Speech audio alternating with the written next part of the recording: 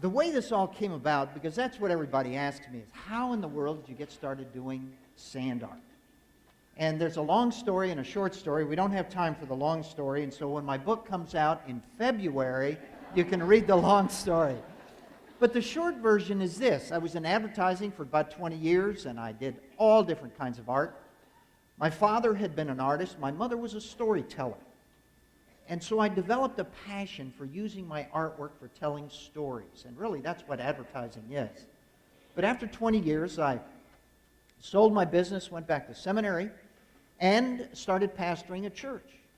Well, in the church, I realized the power of the visuals, and so I started including the arts. And our church grew, and we eventually wound up in movie theater that had the big screens like this. And so I wanted to get the visuals up there. And so I did pastels and marker talks, and I worked in paint and clay and wood and all sorts of things. Well, after 5 years, I started running out of ideas.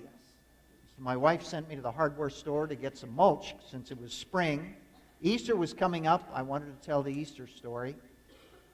And as I was walking down the aisle where they had bags of sand, one of the bags had ripped open and spilled out on the floor, and people had scuffed through it.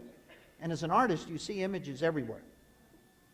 So I stopped and started drawing my toe through the sand. I thought, maybe I can do something with this.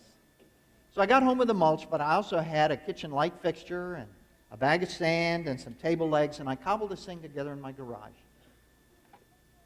And I threw the sand on it. I got a little handy cam, and I duct taped it to a tripod over the top and plugged it into my television set, and the images started coming together. Performed it for the church, and the people said very nice things about it. But I thought they were my congregation. They're supposed to say nice things to the pastor. But shortly after that, the Lord made it real clear that pastoring was not my best fit. And so I stepped down, and I looked at my wife, Cindy, and I said, what are we going to do now?